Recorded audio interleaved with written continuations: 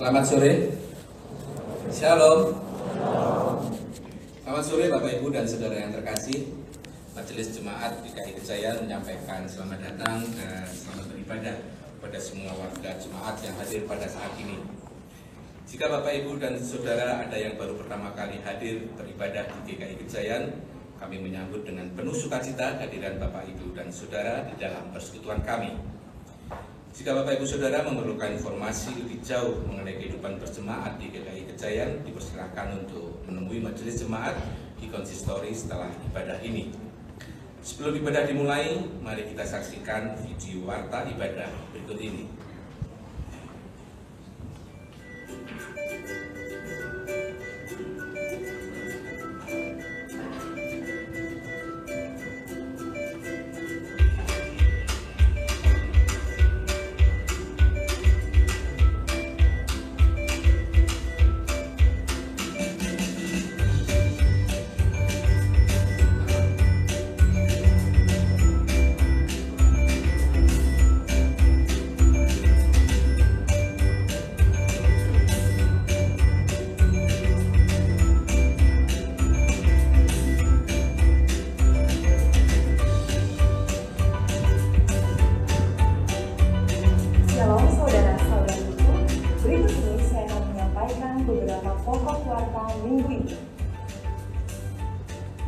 Kami mengundang Bapak dan Ibu untuk hadir dalam persekutuan Hana Simeon yang akan dilaksanakan pada hari Selasa 24 November 2015 pada jam 10 pagi bertempat di Ruang Galilea GKI Kejayan dengan pembicara Ibu Inneke Andi Tabita.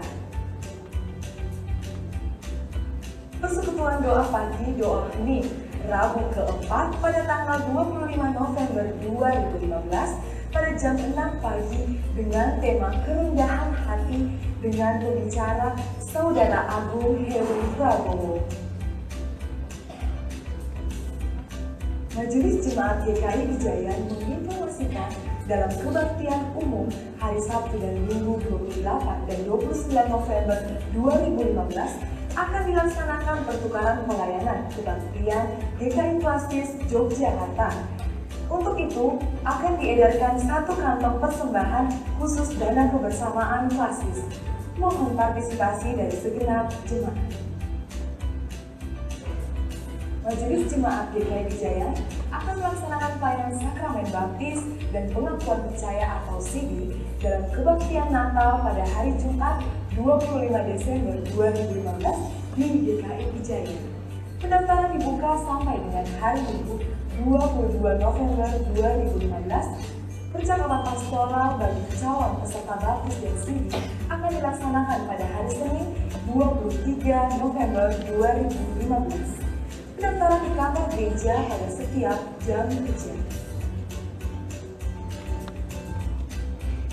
Kami mengundang Bapak, Ibu, Saudara, dan Saudari untuk menghadiri rangkaian ibadah Natal dan Tahun Baru yang akan diawali dengan ibadah bernuansa etnik. Masa Advent pertama akan diawali dengan ibadah bernuansa etnik Batak, masa Advent kedua bernuansa etnik Dayak, masa Advent ketiga bernuansa etnik Indonesia Timur, dan masa Advent keempat nuansa etnik Jawa. Ibadah malam Natal akan dilaksanakan pada hari Kamis 24 Desember 2015 dengan jam ibadah sebagai berikut. Ibadah pertama pada jam 4 sore, ibadah kedua pada jam 7 malam, ibadah ketiga pada jam 10 malam. Khusus untuk ibadah jam 10 malam akan ditampilkan bintang tamu Didi Nini Tolong. Ibadah Natal yang akan dilaksanakan pada hari Jumat 25 Desember 2015 dengan jam ibadah sebagai berikut. Ibadah pertama pada jam 7 pagi, ibadah kedua pada jam 10 pagi, ibadah ketiga pada jam 4 sore, dan ibadah keempat pada jam 7 malam. Ibadah malam tahun baru yang akan dilaksanakan pada hari Kamis 31 Desember 2015 dengan jam ibadah sebagai berikut.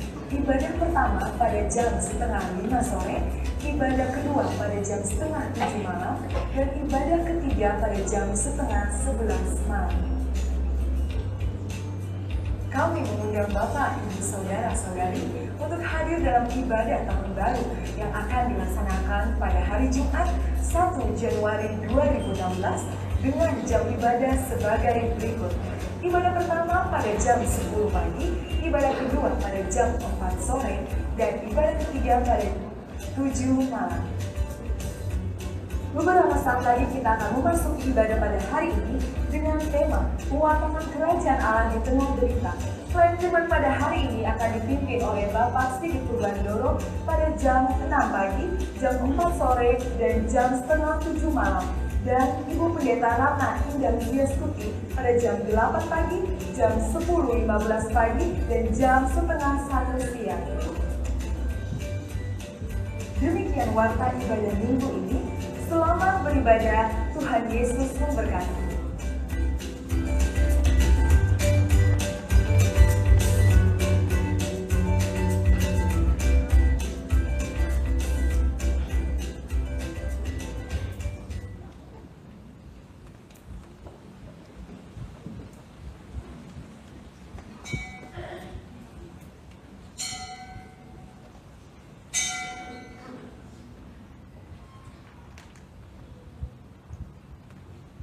Shalom saudara-saudara, terpujilah Allah yang telah memberi kita kasih karunia, rahmat, dan damai sejahtera, yang menyertai kita dalam kebenaran dan kasih.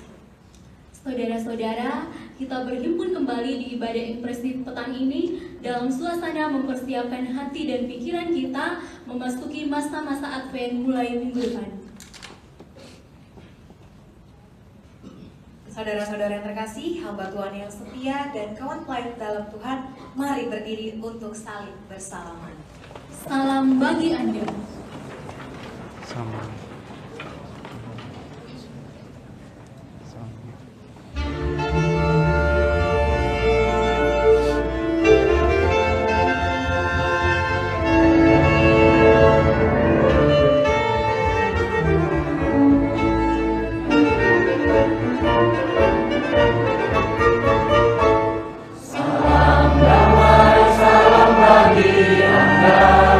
Salam damai dalam Yesus.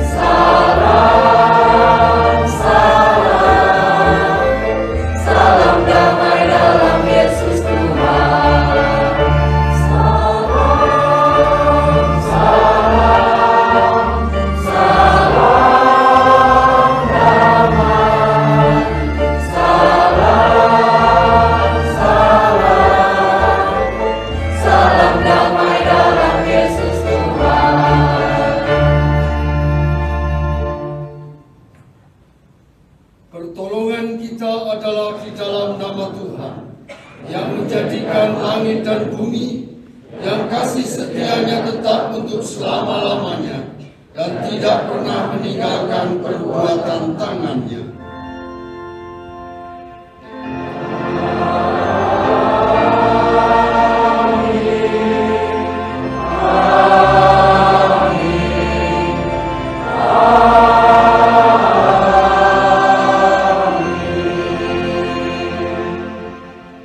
Allah Tritunggal, agung namanya. Kidung Jemaat 2 bait 1 dan 2, suci, suci, suci.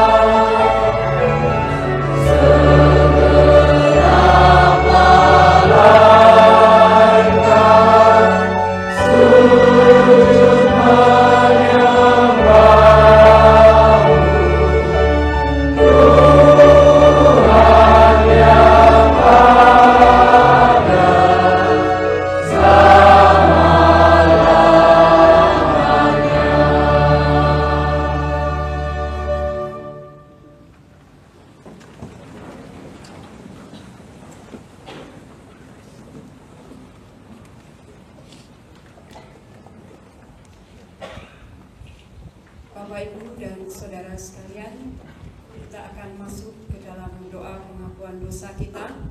Kami beri kesempatan kiranya Bapak, Ibu, dan saudara boleh berdoa secara pribadi. Waktu kami persilakan.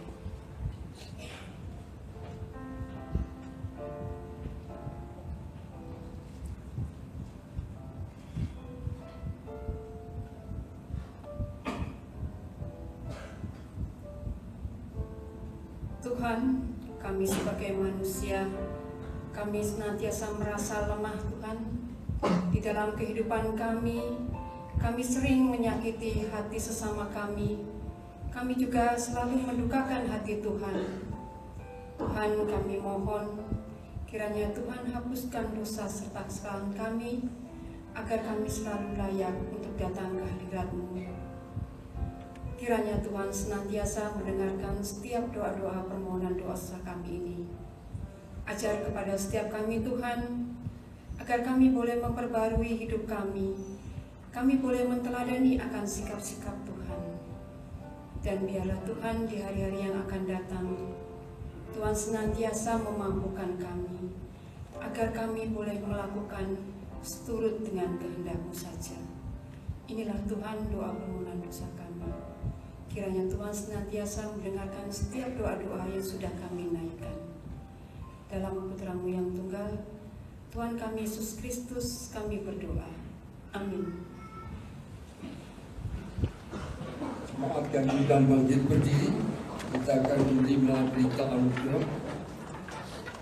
Sebagai hamba Yesus Kristus disampaikan berita anugerah yang terambil dari Mazmur pasal 130 ayat 3 dan 4 yang demikian. Jika Engkau ya Tuhan mengingat-ingat kesalahan-kesalahan, Tuhan, siapakah yang dapat tahan? Tapi padamu ada pengampunan, supaya Engkau ditakuti orang. Demikianlah berita anugerah dari Tuhan. Syukur kepada Allah. Anak domba Allah, kumohon pengasihan-Mu, kuduskanlah diriku, tunjukkanlah padaku jalan kebenaran. Melengkapi Kidung Jemaat 41 bait 1 dan 2, ku datang kepadamu.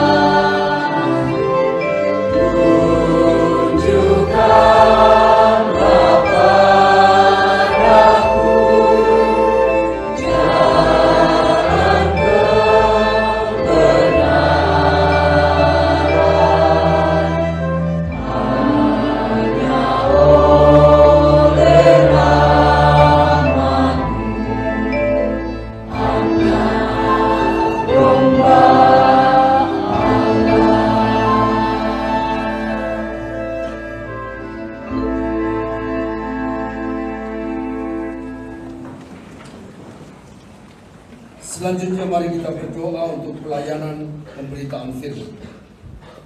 Tuhan Yesus, suatu anugerah bagi kami bila saat ini kami dapat memenuhi panggilan dan kehendak Tuhan untuk kebaktian di gereja Tuhan, khususnya di GKI Kejayan, Yogyakarta pada saat ini. Kami menanti-nantikan Tuhan melimpahkan berkat berupa firman Tuhan. Roh Kudus membukakan pengertiannya, pengajarannya, dan juga memeteraikan sabda itu di hati dan pikiran dan hidup kami, sehingga hidup kami berdasarkan firman Tuhan. Karena dengan firman iman kami dikuatkan, dengan firman kami diterangi dan diarahkan, dengan firman pula kami hidup berkemenangan yang memuliakan Tuhan. Roh Kudus juga menolong hamba-Mu dalam pelayanan pemberitaan. Tuhan beri hikmat, akal budi, pimpinan, dan kesanggupan. Semuanya hanya untuk kemuliaan Tuhan Yesus. Dalam nama Tuhan Yesus, kami berdoa. Amin.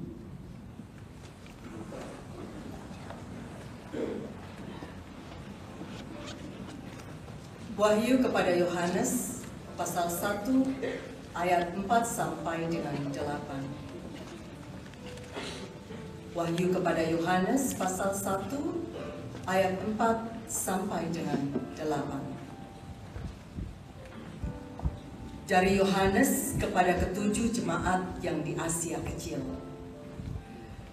Kasih karunia dan damai sejahtera menyertai kamu dari Dia yang ada dan yang sudah ada dan yang akan datang, dan dari ketujuh roh yang ada di hadapan tahtanya, dan dari Yesus Kristus, saksi yang setia, yang pertama bangkit dari antara orang mati dan yang berkuasa atas raja-raja bumi ini. Bagi Dia yang mengasihi kita dan yang telah melepaskan kita dari dosa kita oleh darah-Nya, dan yang telah membuat kita menjadi suatu kerajaan, menjadi imam-imam bagi Allah Bapa-Nya, bagi Dialah kemuliaan dan kuasa sampai selama-lamanya. Amin. Lihatlah, Ia datang dengan awan-awan dan setiap mata akan melihat Dia, juga mereka yang telah menikam Dia. Dan semua bangsa di bumi akan meratapi Dia. Ya, amin. Aku adalah Alfa dan Omega, firman Tuhan Allah yang ada dan yang sudah ada dan yang akan datang, yang maha kuasa. Demikianlah sabda Tuhan. Syukur kepada Allah. Saudara, sungguh ingin melakukan hal besar? Jangan tunggu tiba saatnya, kini saatnya, jadilah suluk dunia. Nyanyikanlah Kidung Baru 212 bait 1 dan 2, sungguh inginkah engkau lakukan.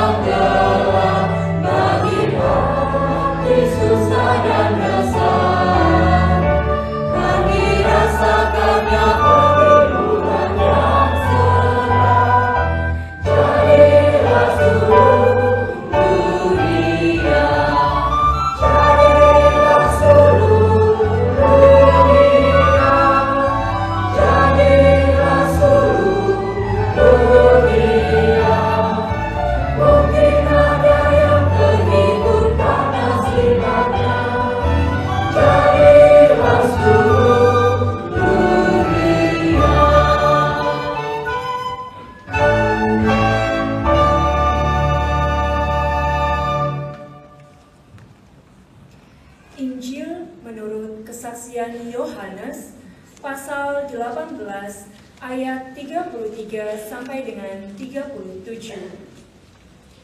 Injil menurut kesaksian Yohanes pasal 18 ayat 33 sampai dengan 37. Maka kembalilah Pilatus ke dalam gedung pengadilan, lalu memanggil Yesus dan bertanya kepadanya, "Engkau inikah Raja orang Yahudi?" Jawab Yesus, "Apakah engkau katakan hal itu dari hatimu sendiri, Atau adakah orang lain yang mengatakan kepadamu tentang aku?" Kata Pilatus, "Apakah aku seorang Yahudi? Bangsamu sendiri dan imam-imam kepala yang telah menyerahkan engkau kepadaku. Apakah yang telah engkau perbuat?" Jawab Yesus, "Kerajaanku bukan dari dunia ini. Jika kerajaanku dari dunia ini, pasti hamba-hambaku telah melawan, supaya aku jangan diserahkan kepada orang Yahudi. Akan tetapi kerajaanku bukan dari sini." Maka kata Pilatus kepadanya, "Jadi engkau adalah raja?" Jawab Yesus, "Engkau mengatakan bahwa aku adalah raja. Untuk itulah aku lahir dan untuk itulah aku datang ke dalam dunia ini, supaya aku memberi kesaksian tentang kebenaran. Setiap orang yang berasal dari kebenaran mendengarkan suaraku. Demikianlah firman Tuhan. Berbahagialah orang yang mendengarkan firman Tuhan dan tekun melaksanakannya. Haleluya!"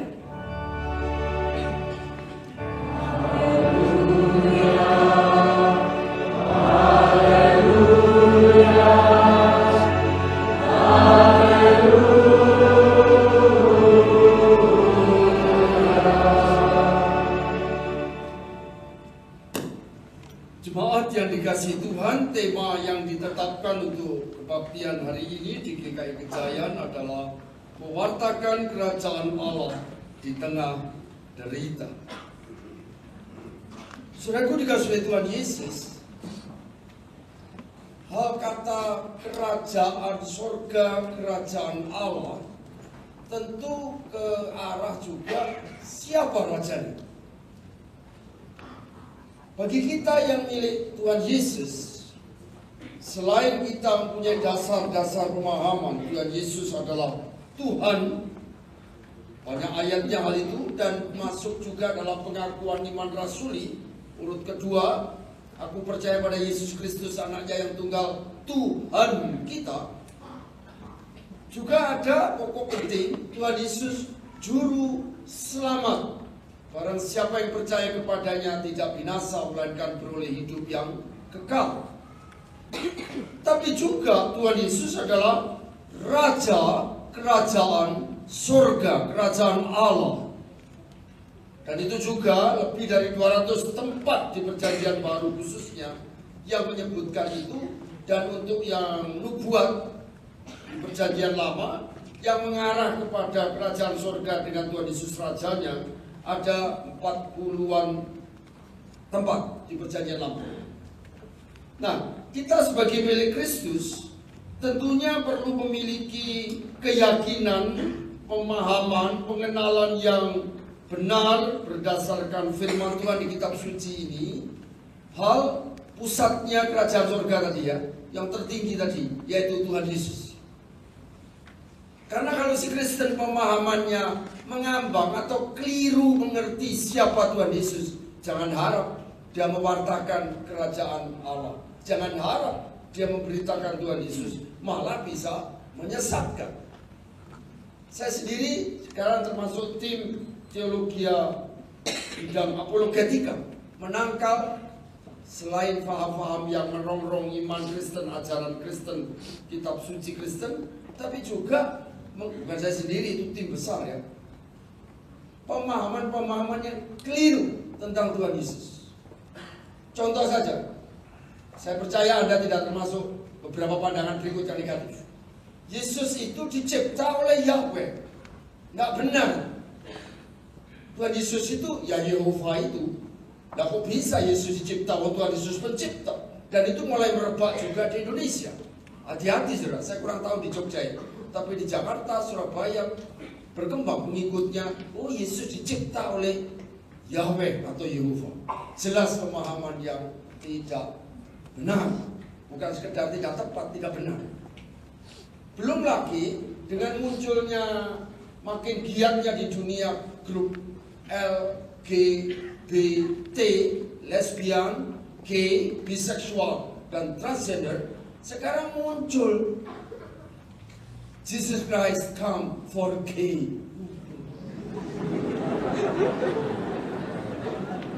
Malah ada yang nggak tanggung-tanggung sesatnya, tapi sudah beberapa tahun sebelumnya, tapi sudah mulai menembus ke Indonesia baru 1-2 tahun terakhir. Yesus disebut Yesus Kristus superstar. Pikiran saya, superstar kan maha bintang ya. Ternyata di dalamnya ngawur. Kenapa Yesus kok diserahkan, dikhianati oleh Yudas? Apa katanya? Yesus itu, ini jelas sesat ya, jangan diamini loh.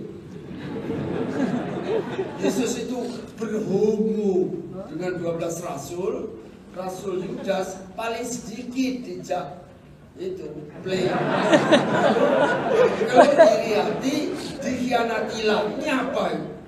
Dan pengikutnya ada main-main di 11 negara dunia ya, tentu bukan termasuk Indonesia. Yang mana 11 negara itu sudah mencanangkan undang-undang sah nikah pasangan sejenis. Pinjam nama kalau sama bukan Anda. Parto nikah dengan Toto, Sukiem dengan Sumina, nikah ditanggung tidak hamil. Ya memang orang sejenis. Di Surabaya ya ada persekutuan gay. Aduh, merinding. Persekutuan yang terima tamu laki, salaman dengan saya, telapak tangan saya ini digelitik.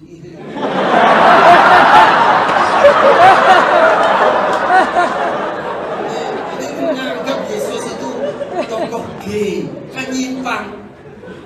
Ada lagi yang tidak kalah anehnya, Yesus itu heroik, pejuang yang gigih. Apa terus saya yang tidak enak ini? Saya mau gagal. Loh, kok gagal? Iya, Pak mati ngenes. Enggak, bangkit. Masa? Jadi yang ngomong ini Kristen. Dan Kristen malu. Ini yang bagian apa ketika ini apa-apaan. Wah, kalau diteruskan dijabarkan banyak kok. Nah itu, kalau memahami siapa Tuhan Yesus, biru-biru, ya repot. Harap apa orang ini bisa wartakan kerajaan surga? Tidak mungkin. Saudaraku, kalau Anda melihat khotbahnya Tuhan Yesus yang pertama itu di Matius 4 ayat 17. Bertobatlah, kerajaan surga sudah dekat.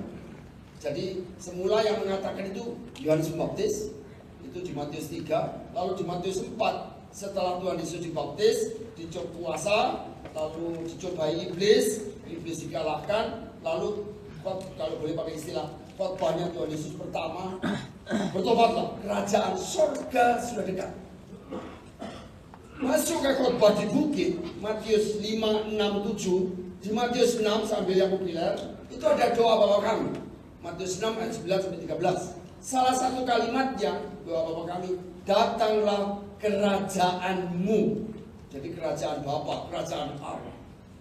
Dan kalau Anda baca Injil Matius itu sering disebut juga Injil kerajaan Allah. Karena paling banyak bicara tentang kerajaan surga, kerajaan Allah. Misal, kerajaan surga seumpama seorang penabur. Kerajaan surga seumpama orang yang lalu itu ada lalang dan gandum. Kerajaan macam-macam, baca Matius 13, itu contoh ya. Jadi situ terlihat hal kerajaan surga termasuk salah satu topik penting dalam firman-firmannya Tuhan Yesus. Memang bukan satu-satunya, tapi termasuk sangat penting. Nah, kemudian juga kalau kita melihat di Wahyu 1 tadi sudah dibacakan, itu memang hanya tertulis kata ini, saya sebut di ayat 6, dan yang telah membuat kita menjadi suatu kerajaan dan seterusnya. Meski di sini tidak ada kata kerajaan surga, kerajaan Allah, tapi tidak ada juga kata Yesus Raja, tapi tersirat makna. Dan lihat pengutamaannya. Saya kutip pokok-pokoknya di Wahyu 1 tadi. Bahwa Tuhan Yesus selalu menyertai gerejanya, ayat 4. Tuhan Yesus saksi yang setia, ayat 5. Tadi ayat 5. Kemudian Tuhan Yesus yang bangkit dan berkuasa atas raja-raja bumi. Berarti raja dan segala raja, ayat 5 akhirnya. Kemudian juga Tuhan Yesus yang melepaskan kita dari dosa, ayat 5 akhir, dengan dan oleh darahnya. Ayat 6 tadi, kita menjadi suatu kerajaan, imam-imam bagi Allah. Lalu bagi dialah, ayat 6 akhir, kemuliaan dan kuasa sampai selamanya. Kemudian di ayat 7, Tuhan Yesus datang. Ini datang dengan awal, maksudnya datang kedua kalinya, yang memang masih akan datang. Tapi Rasul Yohanes sudah dapat penglihatannya, dapat pewahyuan, penglihatan. Lalu orang semua bangsa di bumi meratap, artinya yang menikam, menyesal, tapi sudah terlambat karena ikut menyalibkan Tuhan Yesus. Kemudian ayat 8, Wahyu 1 tadi, Tuhan Yesus menegaskan, akulah Alfa dan Omega. Nah, meskipun hanya tersirat kata berkuasa atas raja di bumi ini, ayat 5 akhir, kemudian kita menjadi suatu kerajaan, maka pusat kerajaan surga, kerajaan Allah, Tuhan Yesus sendiri. Dan itu jelas kerajaan yang sifatnya rohani, tapi juga di bumi hadir. Apa yang dikatakan? Datanglah kerajaanmu, jadilah kehendakmu di bumi seperti di surga. Tapi jelas bukan kerajaan duniawi. Karena itu waktu diadili di depan Pilatus tadi, Yohanes 18, Tuhan Yesus sendiri bersabda, ayat Yohanes 18 ayat 36, kerajaanku bukan dari dunia ini, dan seterusnya. Nah, dari sini terlihat, saudara, pusatnya Tuhan Yesus.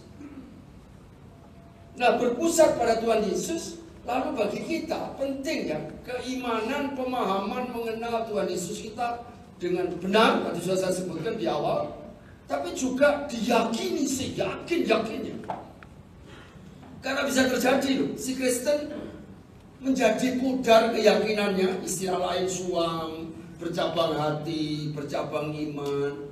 Akhirnya kehilangan iman, istilah populernya murtad. Itu fakta di lapangan.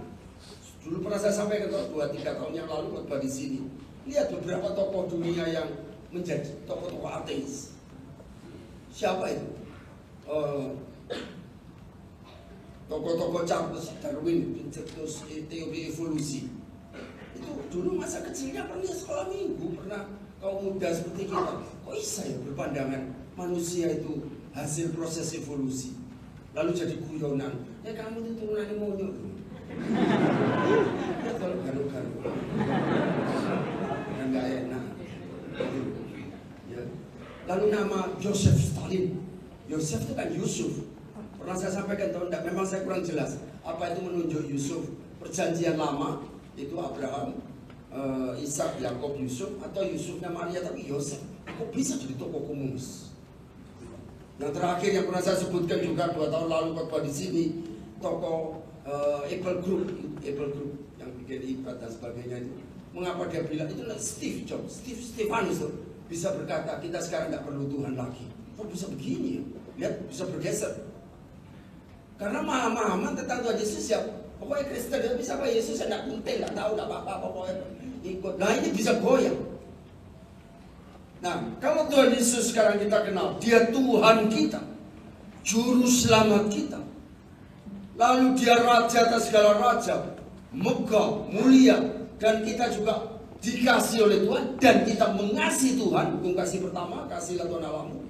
Wah, dengan keyakinan yang kokoh bisa mewartakan kerajaan surga. Itu basic ini penting. Lihat saja, kalau muda-mudi menuju nikah, ada pacarnya atau ada tunangannya ya, entah ini dia laki atau perempuan, lalu datang berdua loh, datang entah itu ke acara gereja atau ke acara mungkin ulang tahun atau mungkin lustrum di kampusnya. Siapa ini? Pacarnya, kenapa? Oh, kan aneh kalau gini. Siapa barengan? Nggak tahu. Aku pacarmu. Nanti pulang sendiri-sendiri ya. Dan bapak berinteraksi banyak di depan kampus.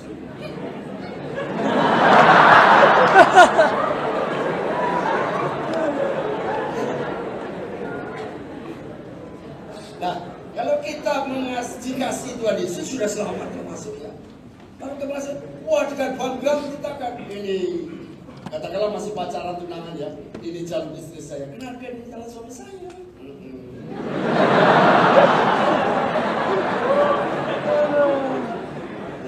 Kan begitu. sudah ditunangkan dengan Kristus. Itu ada di 2 Korintus 11 ayat 2. Silakan baca sendiri.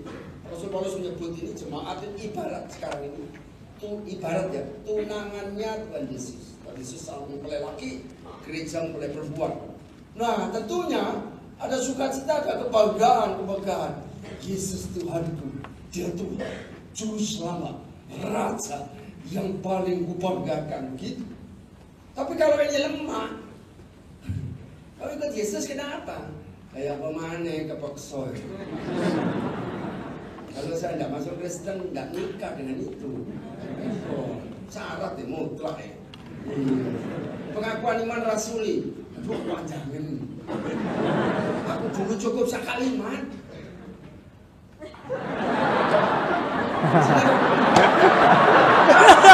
Semangat sini kan cerdas. Saya tidak menghina agama lain, jangan. Tapi dia ini ngomong nggak jelas ini. Masih ingat dulu sering saya setel kata-kata Yesus itu Tuhan. Iya katanya. Kok bisa bangkit jadi orang yang mati? Nggak tahu ya. Pendeta-pendeta ngomong-ngomong. Nah, kalau saya diuji kata saksi nggak bisa mengamini, nggak jadi di sini. Bisa ya. Yesus datang lagi, ya kita lihat aja dulu lah. Kalau modelnya seperti ini, bagaimana bisa memberitakan?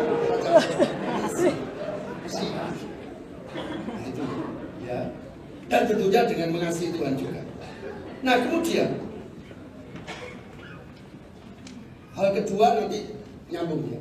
Kalau kita warga negara Indonesia, lalu kita ketemu turis, Jogja kan termasuk wisata nomor 2 di Indonesia. 1 Bali, 2 Jogja, Borobudur, 3 itu Batu Malang, Jawa Timur. Ketemu turis, mungkin teman tempat Anda atau mungkin waktu libur Anda jadi guide, mungkin kan? Banggalah pada Indonesia. Saya ketemu kalau atas berkat Tuhan pengen keluar negeri, orang luar itu tanya, Kristen bertanya, oh from Indonesia. Karena negara koruptornya nomor 3 di dunia. Tapi tetap bangga. Seperti nyanyiannya sama, kalau tidak salah Gomblo ya. Indonesia tanah airku. Bangga. Meskipun sering kena bencana alam, sering kurang pangan, tapi bangga. Putih tulangku, merah darahku. Sekarang kita warga kerajaan surga karena sudah miliknya Tuhan Yesus. You Kristen, amen. Yesus itu siapa? Tuhan. Kok berani kau katakan gitu? Kitab suciku berkata demikian. Saya tidak setuju. Itu hak Anda tidak setuju. Sedikit bahasa Timur Tengah. Jangan sampai ngambang-ngambang. Yesus pada Tuhan ya ikut aja lah. Dalam Kristen ya repot. Ikut Yesus syaratnya pikul saling. Aku suruh mikul beras ya kak dulu. Istri dibatasi 1, nggak boleh cerai. Repot. Pendeta-pendeta nggak ngerti ini kaliku laki-laki. Seperti begini kan nggak mutu. Kalau mati kemana nggak tahu. Masuk surga ya syukur lah. Kalau nggak masuk ya nasib lah. Kalau begini kapan memerintahkan kerajaan surga? Ya. Nah, maka itu pemahaman iman lengkap meskipun bertahap bertambahnya ya tentu tidak mungkin satu kali lengkap bertambah. Itu penting. Nah, setelah landasan-landasan tadi ada meskipun terus bertambah tentunya ya, kita makin bertumbuh makin dewasa, lalu memberitakan. Nah, memberitakan itu saudara, Tuhan Yesus sendiri pemberita kerajaan surga. Tadi saya kutip antara lain di Matius 4, 17, Matius 6, Doa Bapa Kami, dan masih banyak lagi. Nah, tapi juga Tuhan Yesus itu mengutus bukan hanya kepada rasul, sabdanya itu, sabda Tuhan Yesus itu firman Tuhan yang juga termasuk kekal dan berlaku mutlak untuk semua gereja Tuhan. Gereja secara populer ya, ada segi koinonia, kebaktian, persekutuan termasuk seperti ini. Diakonia, pelayanan kasih, kita semua tahu ya, menolong sesama atau jemaat yang enggak mampu harus dibantu. Nah, lalu ada marturia, kesaksian. GKI dulu namanya, sekarang Komisi Kesaksian dan Pelayanan, disingkat KESPO ya. Dulu itu Komisi PI, saya pernah di situ ya. Nah, lalu yang keempat ini didakwai pengajaran. Kita ngambil yang ketiga. Nah, kesaksian ini apa? Memberitakan Tuhan Yesus. Memberitakan tentu saja kerajaan Allah, kerajaan surga dengan rajanya Tuhan Yesus sendiri. Itu. Nah, itu perintah agung, termasuk saat setelah Tuhan Yesus bangkit. Matius 28 saya ambil contohnya. Di ayat 19, 20. Saya ambil intinya. Pergilah, jadikanlah semua bangsa itu muridku. Diutus, pergilah. Markus 16 ayat 15. Pergilah, beritakanlah Injil. Di Yohanes 20, setelah Tuhan Yesus juga bangkit, bertemu murid-murid yang mengurung diri dalam ruangan tertutup itu kan takut ya. Di Yohanes 20. Lalu bersabda, damai sejahtera ada padamu, 2 kali. Lalu bersabda, terimalah Roh Kudus, ditiup. Lalu ada sabda, sama seperti Bapa mengutus aku mengutus kamu. Jadi sudah Matius, Markus, Yohanes. Lalu Lukas nulisnya di mana? Di Kisah Rasul. Karena Kisah Rasul yang nulis ya penulis Injil Lukas, sama penulisnya. Nulis sabda Tuhan Yesus sebelum naik ke surga, Kisah 1 ayat 8.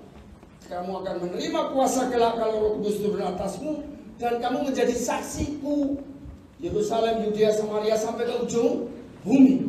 Ada pengutusan. Nah, itu diutus apa? Mewartakan apa? Tuhan Yesus, termasuk di dalamnya hal kerajaan surga. Dan itu perintah bukan hanya untuk yang hamba Tuhan tertentu, pada semua gereja aliran apapun. Nah, termasuk para hamba Tuhan pasti, dan semua jemaat. Tersirat loh makna kamu adalah garam dunia, menggarami. Kamu adalah terang dunia. Tadi ada kata menjadi seluruh dunia, itu boleh diistilahkan menjadi terang dunia, menerangi. Nah, di situ mewartakan.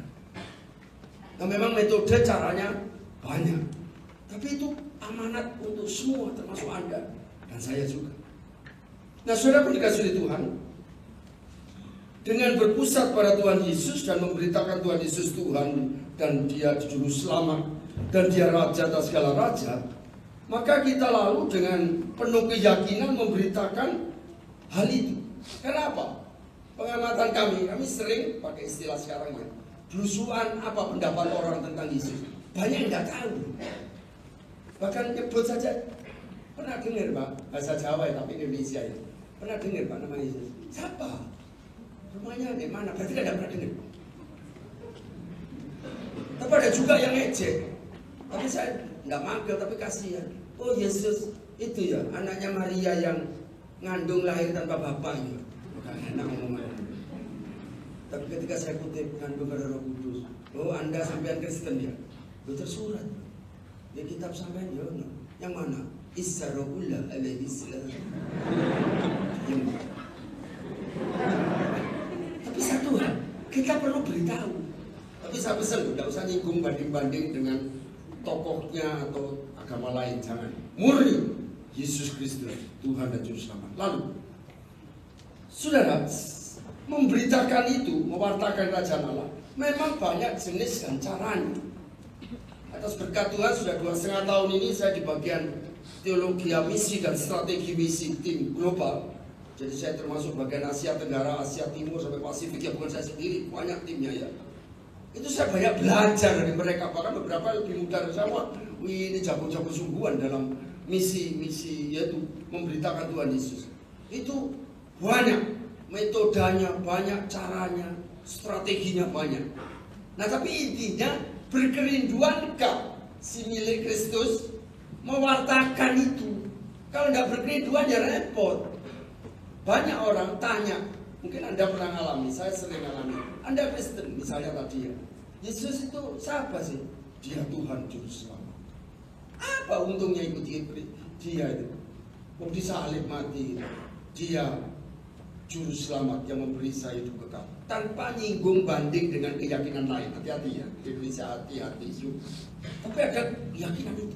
Nanti Roh Kudus yang akan menerjemahkan atau membuat orang ini menjadi terbuka hatinya, menjadi tersadarkan banyak. Tapi karena undercover operation, mission operation ya, nggak boleh diungkap nama-nama tokoh-tokoh tertentu, diam-diam menjadi istilahnya sekarang Kristen Nikodemus. Tahu Nikodemus ya? Di Yohanes 3 ketemu Tuhan Yesus malam-malam, dia orang guru agama Yahudi, lalu mendengar apa yang sabda Tuhan Yesus. Jujur percakapan pribadi itu muncul firman terkenal Yohanes 3 ayat 16. Karena begitu besar kasih Allah, yaitu ya itu. Nah, Nikodemus menjadi guru agama orang Yahudi, tapi menjadi percaya ke Tuhan Yesus. Nah, itu termasuk salah satu metode ketemu pribadi, dan semua milik Kristus bisa. Gak harus tunggu, harus sekolah teologi dulu. Saya harus umur sekian. Contoh saja anak saya masih SD di SD Petra Kristen di SD Kristen Petra di Surabaya. Bawa 2 temannya, yang mana temannya ya sekolah ya sekelas itu, satu kelas waktu itu anak saya masih kelas 2, yang satunya waktu kelas 4 di bawah. Backgroundnya keyakinan agama B, ngerti maksud saya ya? Lalu menjadi tertarik, menjadi Kristen. Bapaknya teman saya, anak saya itu tanya-tanya, dia tak jawab santai sambil ngomong-ngomong di rumah. Akhirnya dia pun ikut. Dan di situ dengan ya gitu. Nah, kita milik Kristus terpanggil. Ada juga lewat paduan suara, vokal group, entah itu kuartet, entah trio ya. Tapi kata-katanya yang memberitakan Tuhan Yesus. Sungguh, saya sendiri kalau kebangunan rohani yang umum itu mesti didampingi pemuji-pemuji Tuhan, tapi dengan kata-kata yang intinya memberitakan Tuhan Yesus memanggil. Itulah, misalnya lagu populer, lagu lama, mari masuk hatiku, ya Yesus. Itu ternyata sepertiga yang maju karena tergetar hatinya mendengar kata-kata pujian. Hanya sedikit dari khotbah saya yang masuk, tapi Tuhan menggerakkan mereka karena kata-kata pujian yaitu. Jadi mewartakan dengan pujian. Sebab itu puji-pujian Kristen, entah lagu yang himne seperti lagu Muliakanlah itu kalau Natal itu himne. Ada lagu yang gembira-gembira, Tuhan. Harus kata-kata tepat, nggak boleh ngawur-ngawur. Beberapa pujian yang kata-katanya asal-asalan, nggak ada wibawanya. Maaf saja. Saya dulu pernah mimpin paduan suara tahun 75, 76, 77. Pernah perhatikan lagu-lagu yang indah tapi tidak ada kata-kata yang bermakna. Lagu nana-nana pernah dengar? Nana.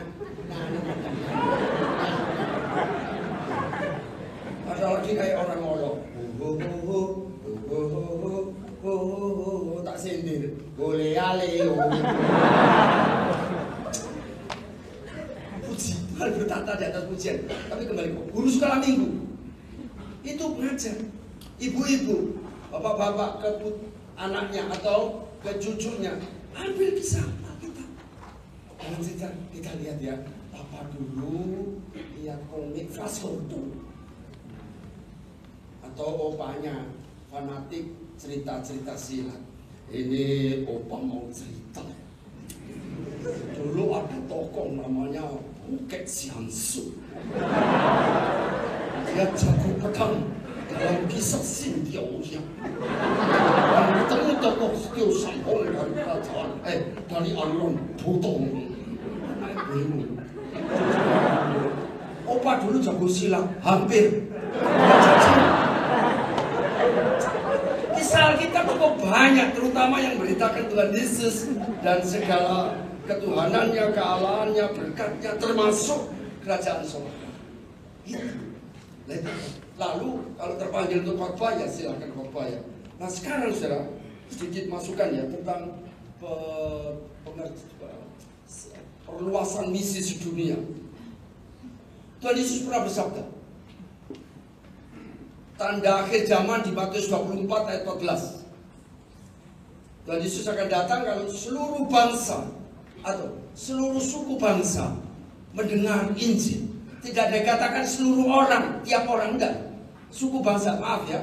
Misalnya ada suku Jawa, ada suku Ambon, ada suku Bali, ada suku Dayak, itu suku ya. itu sudah masuk ke situ, itu sudah masuk. Jadi, nah sekarang sudah 91% suku-suku dan bangsa-bangsa seluruh dunia sudah terjangkau berita Injil. Tapi tidak berarti seluruh dunia lah jadi Kristen, enggak. Mendengar warta Tuhan Yesus juru selamat, mendengar ada kerajaan surga. Nah di situ sudah 91%. Itu data waktu pertemuan di Korea Selatan bulan Mei yang lalu. Mei kemarin. Waduh, terharu bukan main. Kita dengar ya dari berita TV maupun berita cetak ya, itu pengungsi Timur Tengah dia, Suriah dan sekitarnya lari ke Eropa.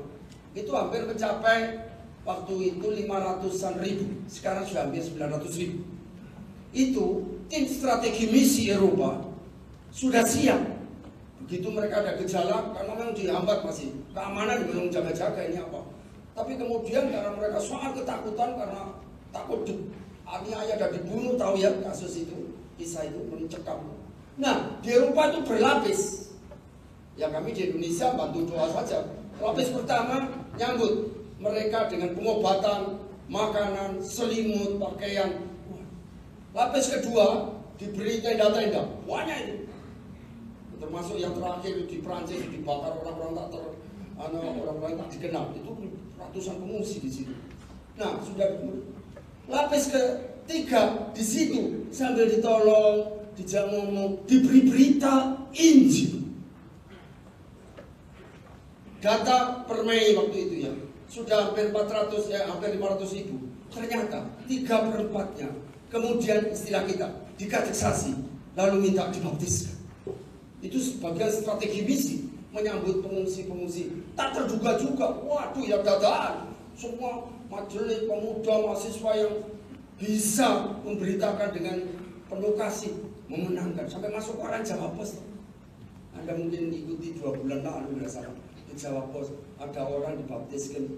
Masa kan umat diam saja dengan ini? Tapi tidak saja kan kejauhan dari Surabaya mau ke Serbia, mau ke Polandia, ya kejauhan. Dari Surabaya mau ke Lampung yang kesulitan. Tapi kembali ke pokok, lihat. Nah, saudara, itu situasi yang haus ya. Tapi juga banyak Kristen, sebetulnya pengungsinya itu juga banyak yang Kristen menjadi dipulihkan imannya. Dalam kondisi bergolongan itu, kita tahu sendiri di TV yang sekarang basis-basisnya dibom sama pesawat-pesawat Prancis dan Rusia. Tetapi itu, waduh, mereka jadi dipulihkan imannya. Ada kerajaan surga. Ya lari semua, tidak bawa apa-apa. Pakaian saja yang dibantu itu tim bantuan sosial dari Eropa. Dari Amerika dikirim berkapal-kapal baju-baju layak pakai, selimut terutama. Nah, tapi satu hal, di situ mewartakan di situasi yang seperti itu. Nah, kemudian di Tuhan Yesus tadi Yohanes 18 memberitakan kerajaanku, jadi kerajaanku, kunya Tuhan Yesus, jadi kerajaan surga, kerajaan Allah. Di saat diadili oleh Pilatus. Tadi sudah dibacakan tak? Yohanes 18 ayat 33 sampai dengan 37.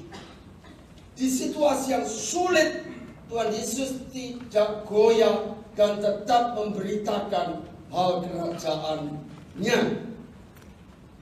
Kerajaanku bukan dari dunia ini. Nah, ada yang mengkritisi, iya Tuhan Yesus bisa. Setelah itu siapa berani seperti itu? Ambil contoh. Di Kisah Rasul 4, Petrus Yohanes Rasul diadili di mahkamah agama Yahudi.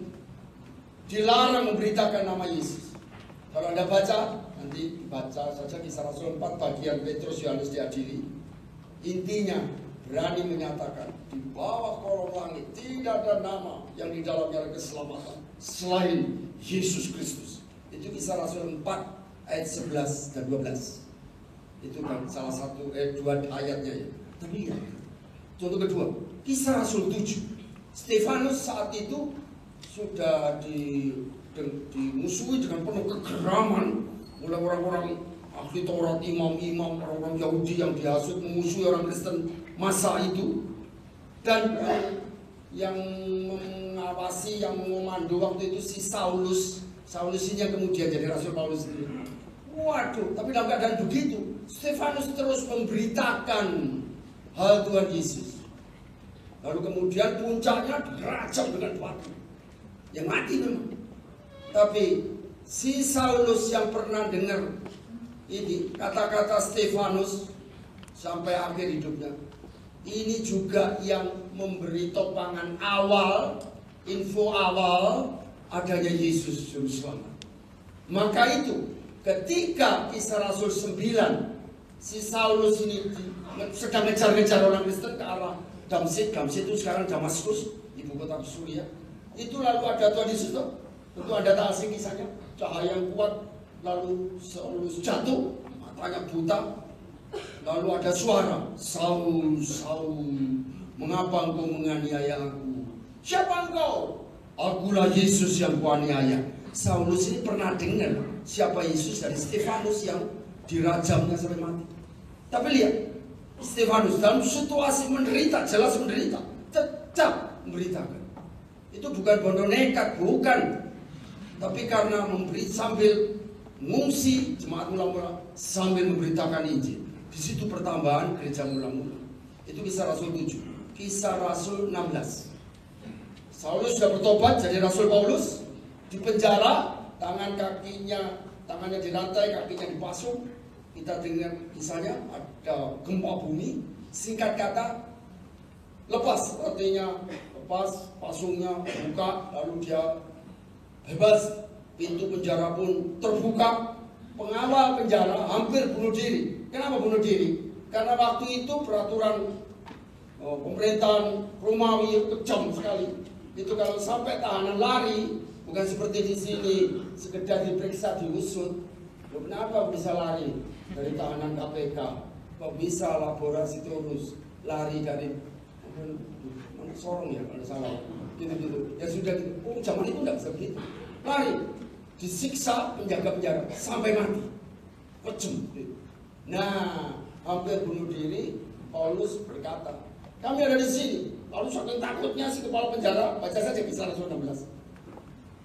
Bagaimana supaya aku selamat? Itu selamat dalam pengertian nggak sampai dihukum oleh si penguasa atasannya, komandan. Apa jawab Paulus? Percayalah pada Tuhan Yesus, kamu akan selamat beserta seisi keluargamu. Itu Kisah Rasul 16 ayat 31. Nah, di situasi penjara Rasul Paulus memberitakan. Juga selanjutnya, kalau Anda baca perjalanan Rasul Paulus, kemana-mana itu tangannya dirantai, dikawal tentara pasukan Romawi. Bapak digitukan? Karena orang Yahudi masih geram ingin bunuh. Makanya pasukan Romawi betul merantai dia, memenjarakan. Tapi dalam kondisi begitu, tidak langsung terkawal dan bisa memberitakan sampai ke tingkat kaisar waktu itu. Nah, dalam keadaan terantai masih memberitakan Injil, memberitakan Tuhan Yesus. Itu yang tercatat di Kisah Rasul. Kemudian surat Filipi itu ditulis Paulus sedang di penjara. Ya memang nggak bisa khotbah untuk penjara, tapi suratnya ini ke jemaat Filipi memberitakan. Kata-kata yang terkenal di surat Filipi, bersukacitalah dalam Tuhan. Contoh lain, Rasul Yohanes dibuang ke Pulau Patmos, jelas menderita. Jelas menderita. Sebelumnya menurut legenda, si Rasul Yohanes ini akan apa sudah ya, saya kurang jelas akurat, itu digoreng tapi tidak mati. Lalu penguasa bukan mati, buang saja di Pulau Patmos, kering rontak. Kalau Anda ada berkat sempat tur ke Holy Land Tour, jangan milih yang enak-enak, doa Yerusalem, Nazaret, itu kering. Nah di situ Rasul Yohanes jelas menderita, sendirian, pulaunya kosong, kering. Musim salju, musim panas sama kering lagi, itu tetap apa? Menerima pewahyuan, dan itu ditulis di kitab Wahyu. Lihat, tetap dia menuliskan, dan kita sekarang tinggal membaca kitab terakhir dari Alkitab kita, pasal 1 sampai 22. Ya. Nah, jadi tetap teguh iman, tetap memberitakan entah bentuk tulisan kayak surat Filipi maupun surat kitab Wahyu atau tulisan tetap. Tokoh-tokoh di Indonesia, bagi Anda yang asal dari Sumatera Utara, tentu tak asing dengan sejarahnya Jan Lodewijk Nommensen. Itu masuk ke Sumatera Utara tidak gampang, dimusuhi orang-orang waktu itu, belum ada Kristen di situ zaman dia. Waduh, padahal dari orang Jerman dan dia aliran gereja Lutheran waktu itu. Nah sekarang berdirilah perintisannya Nommensen itu HKBP, Huria Kristen Batak Protestan. Tapi lihat, iya. Juga di Maluku, saya lupa tokohnya ada namanya, lupa. Tapi dia juga dimusuhi, maka diserang dengan ilmu kuasa gelap. Tapi dia berhasil mengalahkan. Tapi jelas tantangannya besar. Iya. Nah tapi lihat, tetap memberitakan Injil. Anda mungkin pernah dengar tokoh Dr. John Suk, memang orang Tiongkok asli. Dia pulang dari Amerika, sudah dapat 2 gelar doktor. Lalu dia ngimpi, dia pakai baju kesarjanaan, kalau di Sudan baju sarjana. Tapi dia megang 2 gulungan ijazahnya itu dokter sungguhan. Di sini kan ada dokter jual beli, enggak itu dokter sungguhan. Apa yang terjadi? Dia lalu sadar. Lalu tidak ada gunanya punya ini kalau tidak selamat. Ya memang ekstrim tindakannya. Dia buang ijazahnya, saya lupa dimusnahkan, dibakar, atau dibuang ya. Singkat kata dia ngimpi lagi. Banjir besar, ada pohon di tengah sungai yang banjir deras. Satu tangan dia memeluk dahan pohon itu, satu tangan ngambil orang-orang yang hanyut. Di situ startnya Dr. John Suk menjadi salah satu penginjil Asia yang terkenal. Tulisan judul bukunya terbitan lama itu Obor Allah di Asia, termasuk pernah ke Surabaya sekitar tahun 54, 55. Wah bukan main. Nah tapi lihat, dalam kondisi begitu dia diberitakan, maka maaf, banyak orang-orang Tionghoa yang, maaf ya bahasa saya ya, totok-totok itu jadi bertobat karena dalam keadaan sakit. Setahun dia sakit terbaring terus kok. Dan salah satu lagunya yang terkenal diterjemahkan ke Indonesia. Memang tidak ada di itu jemaat dan PKB, tapi kata-katanya sangat terkenal di pelayanan penginjilan. Solipnya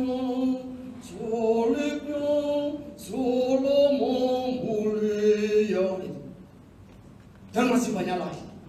David Livingstone di Afrika dimusuhi orang-orang pedalaman Afrika, hampir saja dia dimakan.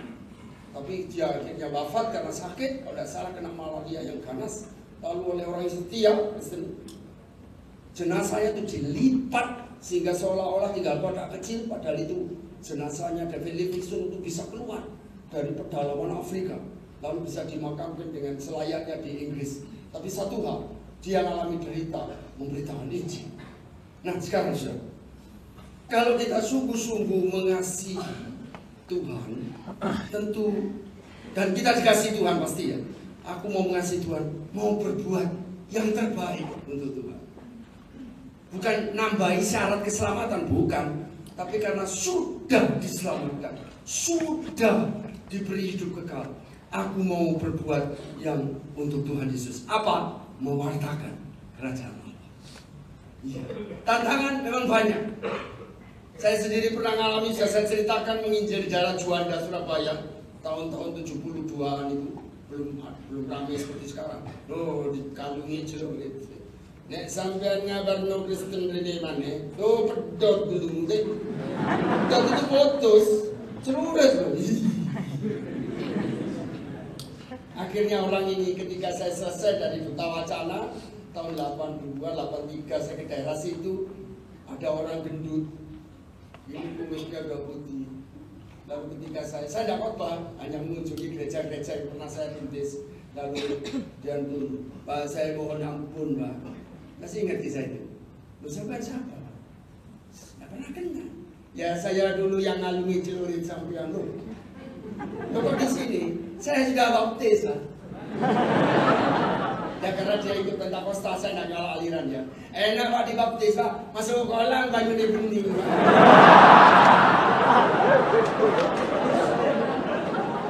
Dan masih banyak lagi. Ayo sih, di tengah situasi yang sulit, keadaan yang tidak enak, beritakan. Bisa saja beberapa teman kenalan yang saya bimbing, dia punya pacar, pacarnya itu backgroundnya sebelumnya bukan Kristen. Jadi pacarnya ini entah dia laki, entah dia perempuan, beberapa orang tapi kasusnya sama persis. Mau wah keluarganya menentang. Kalau sampai kamu datang lagi, ada anjingnya kalau si Bruno sama si Bongka siap melahap kamu. Tapi karena ini sering pacaran, anjingnya Cina musuhnya.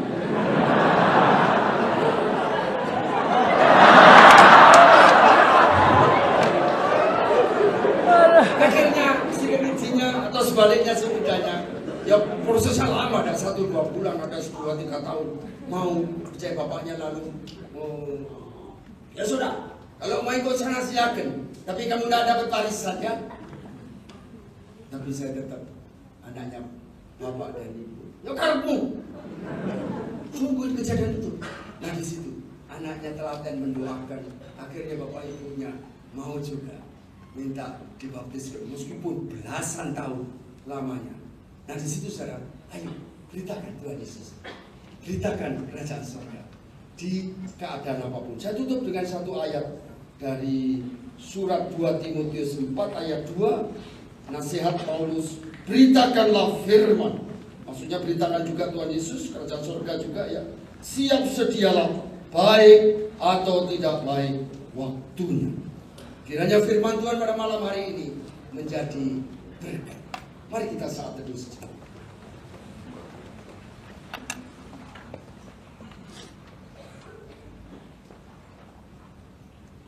Tuhan Yesus, kami sudah diselamatkan oleh Tuhan Yesus. Mengalami kasih Tuhan Yesus terus menerus sampai detik ini dan tentunya seterusnya. Kami yang sudah dimiliki Tuhan dan sudah diselamatkan dan mengalami kasih Tuhan dan kami mengasihi Tuhan. Pimpin kami untuk memberitakan Tuhan Yesus adalah Tuhan dan Juru Selamat. Memberitakan kerajaan Allah dengan Sang Raja, yaitu Tuhan Yesus sendiri. Jadikanlah jemaat yang hadir pada sore hari ini, pada setiap kesempatan, memberitakan anugerah keselamatan, kabar baik itu dengan Tuhan Yesus, Juru Selamatnya. Kami berdoa dalam nama Tuhan Yesus Kristus. Amin. Pengakuan iman.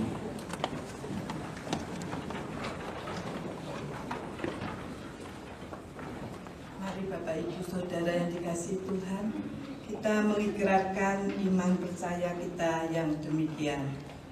Aku percaya kepada Allah, Bapa yang Maha Kuasa, Khalik langit dan bumi, dan kepada Yesus Kristus, anaknya yang tunggal Tuhan kita, yang dikandung dari Roh Kudus, lahir dari anak darah Maria, yang menderita sengsara di bawah pemerintahan Pontius Pilatus, disalibkan, mati dan dikuburkan, turun ke dalam kerajaan maut, pada hari yang ketiga bangkit pula dari antara orang mati, naik ke surga, duduk di sebelah kanan Allah, Bapa yang Maha Kuasa, dan dari sana Ia akan datang untuk menghakimi orang yang hidup dan yang mati. Aku percaya pada Roh Kudus, gereja yang kudus dan am, persekutuan orang kudus, pengampunan dosa, kebangkitan orang mati, dan hidup yang kekal. Amin. Mari jemaat dipersilakan duduk. Kita akan masuk ke dalam doa syafaat. Mari kita berdoa. Segala puji, hormat, dan syukur ya Allah Bapa, Allah yang mengasihi kami, Allah yang hadir di dalam hidup kami. Kami bersyukur ya Tuhan, kalau pada malam hari ini kami boleh beribadah di tempat ini Tuhan, bisa beribadah bersama-sama. Dan saat ini ya Tuhan, kami mau naikkan doa-doa kami ya Tuhan, doa syafaat kami. Kami berdoa ya Tuhan untuk pelaksanaan pilkada serentak yang akan dilaksanakan pada bulan Desember nanti ya Tuhan. Kami mohon pertolongan Tuhan, campur tangan Tuhan, supaya keadaannya aman dan damai bagi bangsa dan negeri kami ini ya Tuhan. Tolonglah ya Tuhan, berikanlah hikmat-Mu kepada kami semua, bangsa Indonesia ini di dalam memilih dari pemimpin-pemimpin kami nanti ya Tuhan, supaya kami memilih yang tepat, yang bisa bekerja untuk memajukan negeri ini ya Tuhan. Tolonglah Tuhan, kami mohon pertolongan Tuhan untuk pilkada ini. Tuhan, kami juga berdoa bagi gereja kami ya Tuhan di GKI Gejayan. Kami mohon pertolongan Tuhan untuk acara Kumpas yang akan diadakan pada tanggal 24 November. Tuhan, kami mohon penyertaan-Mu supaya acara Kompas nanti bisa terlaksana dengan baik di dalam pemahaman Alkitab, supaya kami lebih mengerti akan firman Tuhan dan mampu melaksanakan dengan baik. Tuhan, kami juga berdoa untuk persekutuan lansia juga yang akan diadakan pada tanggal 24 November nanti. Tuhan, kami mohon penyertaan Tuhan, campur tangan Tuhan untuk acara persekutuan lansia ini bisa terlaksana dengan baik dan banyak warga usia lanjut bisa hadir ya Tuhan, untuk bisa menerima berkat firman ataupun ibadah bersama ya Tuhan. Tolonglah ya Tuhan, beri kami kesehatan para usia lanjut ini supaya bisa hadir bersama-sama. Tuhan, kami juga berdoa untuk panitia Natal yang sudah terbentuk. Tuhan, tolonglah panitia Natal ini bisa merencanakan apa yang akan dilaksanakan pada Natal nanti ya Tuhan. Yang teristimewa ya Tuhan, tolonglah di dalam Natal ini nama Tuhan dipermuliakan, nama Tuhan diberitakan, hingga banyak orang menjadi milik Tuhan. Tuhan, kami juga berdoa untuk orang-orang yang saudara-saudara kami yang sedang sakit ya Tuhan, baik yang sakit di rumah sakit maupun di rumah masing-masing. Tuhan, kami mohon pertolongan Tuhan untuk proses pengobatannya Tuhan, hingga mereka mengalami kesembuhan yang dari Tuhan. Tolonglah ya Tuhan untuk dana-dana yang dibutuhkan, kami menyerahkan dalam tangan-Mu, mohon pertolongan-Mu, cukupkanlah ya Tuhan. Tuhan, kami juga berdoa untuk pergumulan jemaat, baik di dalam rumah tangga, studi, ekonomi, pekerjaan, atau apapun pergumulan yang dialami jemaat-Mu Tuhan. Kami mohon pertolongan Tuhan, campur tangan Tuhan, untuk kami bisa melewatinya dan menerima pertolongan Tuhan pada saatnya. Terima kasih Tuhan, kami menyerahkan pergumulan ini ke dalam tangan Tuhan. Tuhan, kami juga mau berdoa bagi saudara-saudara kami yang sedang berulang tahun, baik ulang tahun kelahiran maupun ulang tahun pernikahan. Tuhan, kiranya Tuhan selalu menyertai di dalam kehidupan pribadi maupun rumah tangga. Dan tangan Tuhan menyertai terus saudara-saudara kami ini. Terima kasih Tuhan, dan kami mohon tambah-tambahkan hikmat, kebijaksanaan, juga kesehatan yang baik bagi saudara-saudari kami ini. Terima kasih ya Tuhan. Inilah doa kami yang kami mohon hanya di dalam nama Tuhan Yesus Juru Selamat kami, yang telah mengajarkan kami berdoa. Bapa kami yang di surga, dikuduskanlah nama-Mu, datanglah kerajaan-Mu, jadilah kehendak-Mu di bumi seperti di surga. Berikanlah kepada kami makanan kami yang secukupnya, dan ampunilah kami akan kesalahan kami, seperti kami juga mengampuni orang yang bersalah kepada kami. Dan janganlah membawa kami ke dalam pencobaan, tetapi lepaskanlah kami daripada yang jahat. Karena Engkau-lah yang mempunyai kerajaan, dan kuasa, dan kemuliaan, sampai selama-lamanya. Amin. Jemaat yang dikasihi Tuhan, marilah kita menyatakan syukur kita melalui persembahan yang akan dikumpulkan dengan mengingat firman Tuhan dari Efesus 3 ayat 20-21 yang akan kita baca bersama-sama. Bagi Dialah yang dapat melakukan jauh lebih banyak daripada yang kita doakan atau pikirkan, seperti yang ternyata dari kuasa yang bekerja di dalam kita. Bagi Dialah kemuliaan dalam jemaat dan di dalam Kristus Yesus turun-temurun sampai selama-lamanya. Amin. Kita iringi pengumpulan persembahan kita dengan nyanyian pelengkap Kidung Jemaat 264. Tuhan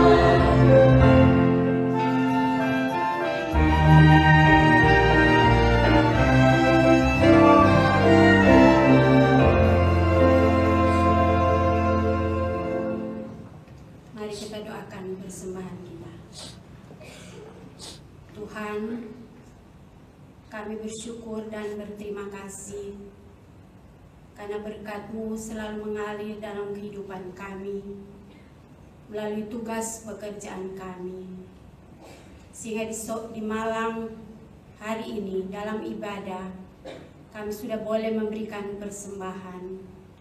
Terima kasih Tuhan, Engkau sungguh baik dalam hidup kami. Berkati persembahan ini Bapa, agar boleh terpakai baik untuk pelayanan di Jemaat GKI Kejayan atau di tempat-tempat lain yang membutuhkannya. Engkau berikan hikmat bijaksana bagi para majelis yang diberikan tanggung jawab untuk mengelola persembahan ini Tuhan. Dan ajarkan kami Tuhan untuk tahu mempersembahkan hidup kami untuk kemuliaan bagi nama-Mu. Inilah doa persembahan kami yang kami sampaikan kepadamu hanya di dalam nama Tuhan Yesus yang adalah sumber berkat dalam hidup kami. Kami persembahkan doa ini. Amin.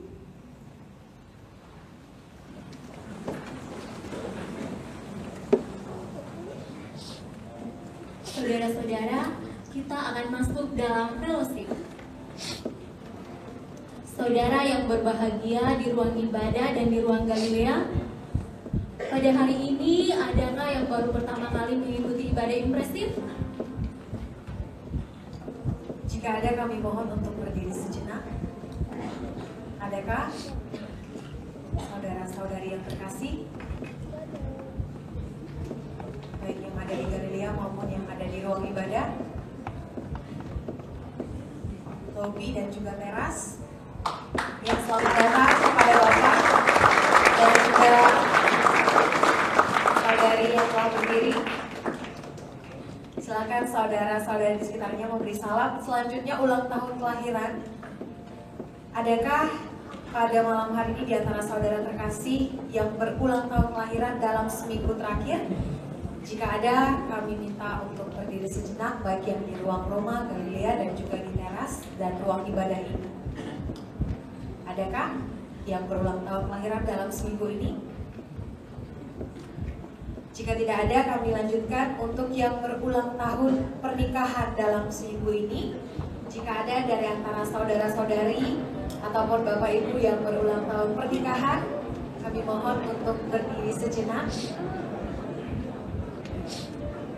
Ya, jika tidak ada, mari kita sambut saudara-saudari kita yang berbahagia yang pertama kali datang ke ibadah impresif sore hari ini dengan menyanyikan Dalam Yesus Kita Bersaudara. Dimohon kepada saudara-saudari yang tadi silakan berdiri kembali. Dalam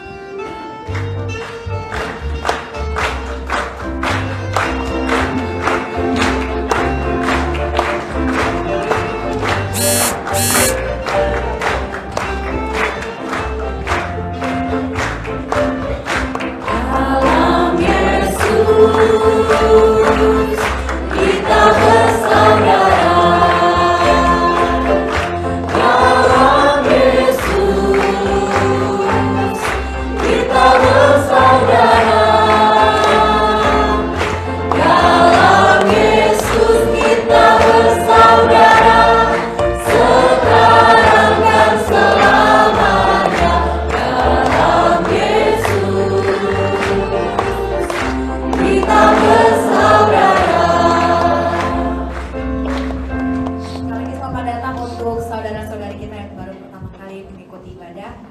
Demikianlah fellowship kita. Terima kasih. Saudara, mari kita bekerja mewartakan kasih Tuhan yang mesra sampai selesai. Kidung Jemaat 278 bait 1 dan 3, bila sangkakala menggegam. Kami undang saudara-saudari yang terhormat untuk berdiri.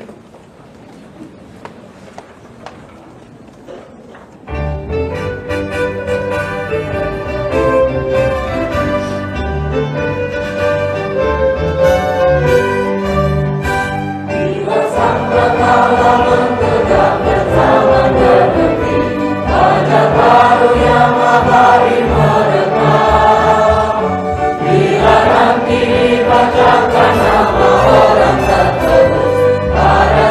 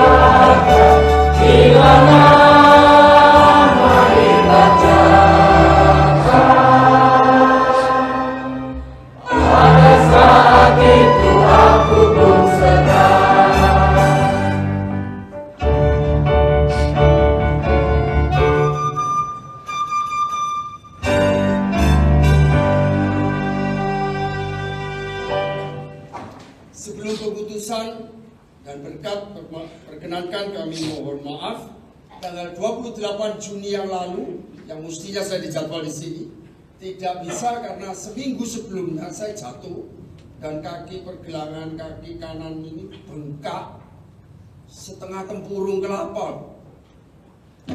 2 minggu sakit ya bukan main, dan baru pulih 2 bulan bengkaknya baru hilang. Tapi bersyukur saya pada hari ini dapat berbakti bersama jemaat yang dikasih Tuhan. Mari kita menerima pengutusan. Pulanglah dalam damai sejahtera, jadilah saksinya dimanapun saudara berada. Terimalah berkat Tuhan. Tuhan memberkati engkau dan melindungi engkau. Tuhan menyinari engkau dengan wajah-Nya dan memberi engkau kasih karunia. Tuhan menghadapkan wajah-Nya kepadamu dan memberi engkau damai sejahtera. Haleluya. Amin.